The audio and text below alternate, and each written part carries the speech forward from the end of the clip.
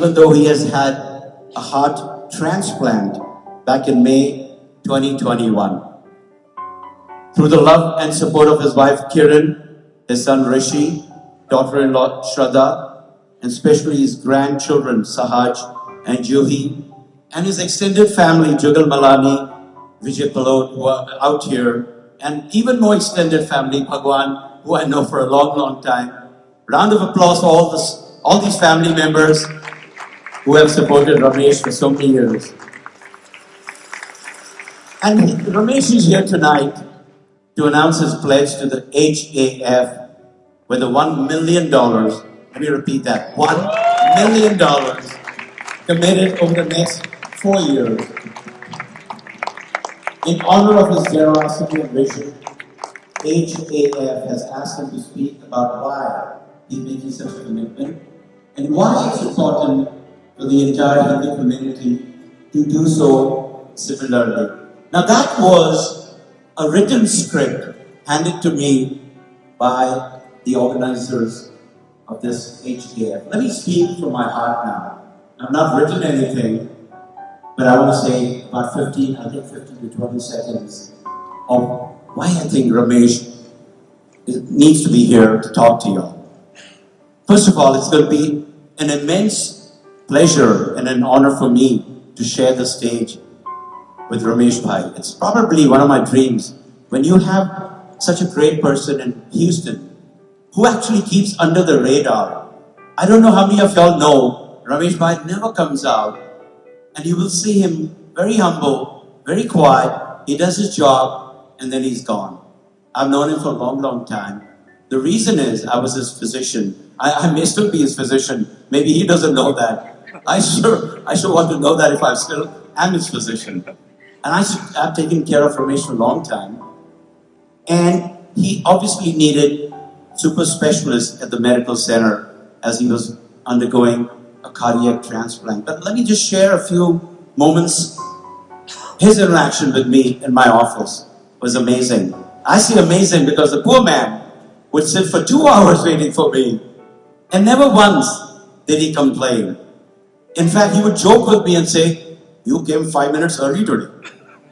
How did that happen?" I'm like, "Sir, I'm sorry I got late again, but I promise it'll never happen again." I think I lied at that time. Ladies and gentlemen, I want you to stand up. Please stand up and honor this gentleman. Let's give him a standing welcome, a Texas style. Mr. Ramash Picada. Thank you, sir.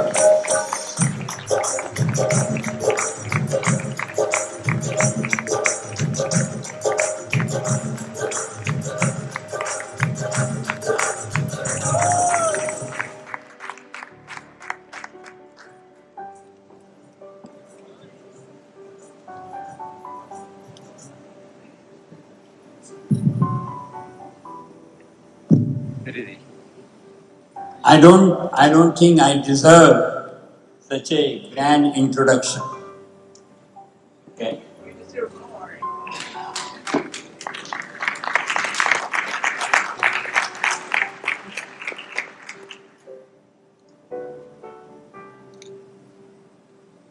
Dr. Subodh Butcher is my primary care physician. I have been known him for quite a few years. Extremely compassionate person, and for last few years I tried to avoid him because I had been going through so many tests. When you go through a heart transplant, you literally have to do number of blood tests and all that almost every month. So of the reason I tried to avoid Dr. Subodh Butcher, I thought if I go to him again, he will prescribe me one more blood test or something. But anyway, leaving that aside, I have been very, very fortunate in my life that I had great friends like Subodh Butcher and like quite a few amongst you all. Now, I was asked to say why did I really decided to give this donation to HAF. I will like most of us to go through a history lane. When we were growing up, quite a few of us grew up in India, were born in India, grew up in India, went to school in India. And as I think Suhag pointed out, that we are all the victims of colonial education, where we honestly knew very little about our heritage, very little about our heroes, about our saints, about your rishis, about the great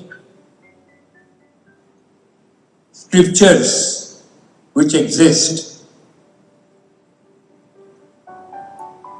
How many of us know this term Vasudhaiva Kutumbakam till it came on G20?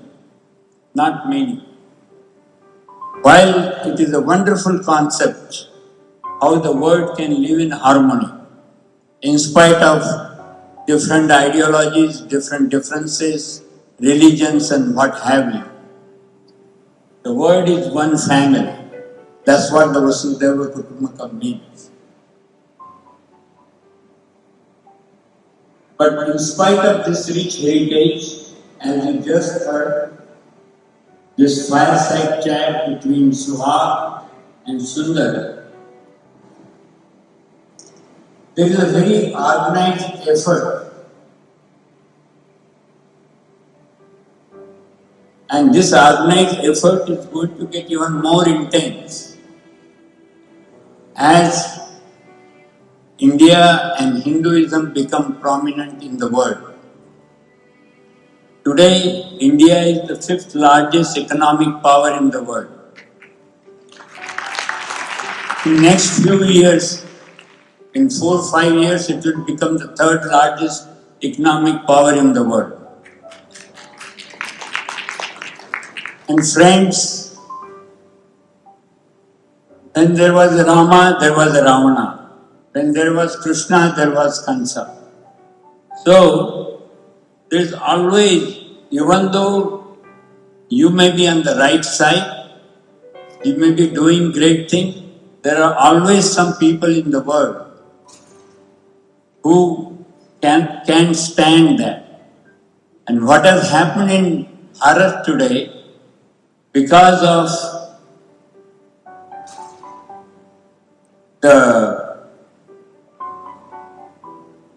the development and Bharat I mean India progressing so well, so-called leftist liberal lobby is not finding any place in Bharat.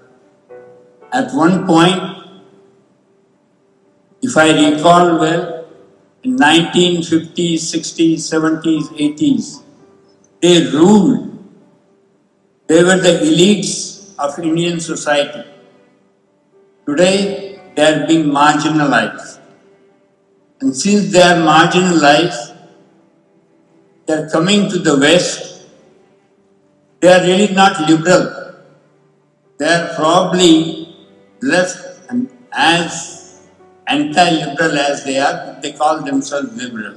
That's why I'm using the term loosely. They call themselves progressive, but they are anything but that. These people think that they can come to the West and, as Suhag pointed out, team up with Hindu-phobic forces over here and try to bring pressure on the government of India. And this happens very routinely. And for a purpose like that, we have to build our dharmic institutions. Institutions like HAF, Hindu University of America, and even at local level, like Texas Hindu campsite. And that is where I made a decision a couple of years back that whatever I will earn from here now on, after my household expenses, I will really support these dharmic institutions because they need to be built. They need to be built strong to protect our children, our grandchildren. Unfortunately,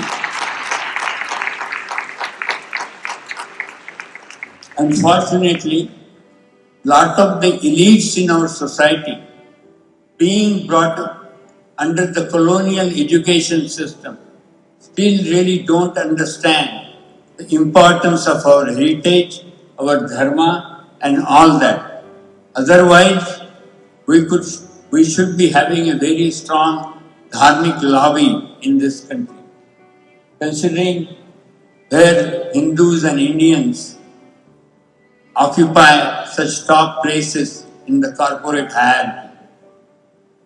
Be that as may, as those who are committed for dharmic causes, those who believe that the whole world should live in harmony,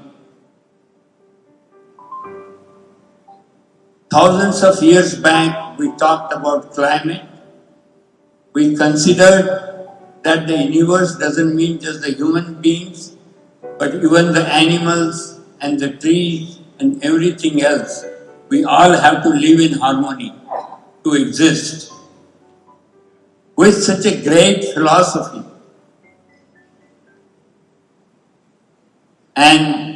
but to really ourselves need to really get educated. And on one side, we have to get educated about our heritage, about our dharma, and what it has to offer to the world. On the other side, we have to fight these Hindu-phobic forces at all levels because they are going to impact. They are going to impact our children, our grandchildren, if when they go into any management type of positions or they set up their own businesses, just like Sundar had his startup, and what he faced with. No fault of his. And mind you, the prosecutor mindset in this country, because I have been a victim of that myself with the Federal Trade Commission, another prosecuting agency of United States. The people who work over there, who are mostly attorneys, they are only interested in making their resume. They are not interested in right or wrong. All they want to show on their resume how many cases they won. And what Sundar was saying is very true. They are not interested in listening what you have to say. All they are interested in is how they are going to win their case against you. That is why we have to be very vigilant. We have to really build these dharmic institutions to fight for us as well as to educate us. We ourselves are not very well educated. I really understood the importance of Hinduism when I became 60 plus years old. And that shouldn't be the case.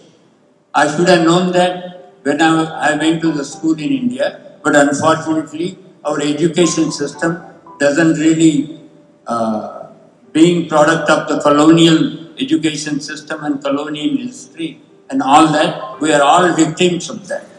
And that is why it's very essential for us to support these dharmic institutions. And I will urge each and every one of you, please support as much as we support our temples and all that, which is important. But even more important in my opinion is, if you want to protect the temples, if you want temples to flourish, if you want temples to be providing what they need to provide the services to the society, we need to build and support these dharmic institutions, be it BHIF, be it Hindu University of America, and things of that nature. because that is what we are going to need. So I will urge each and every one of you, please, in whatever way you can, no donation is too big, no donation is too small. I always believe that the bhava in which the feelings you do donation, that is what is more important. Thank you.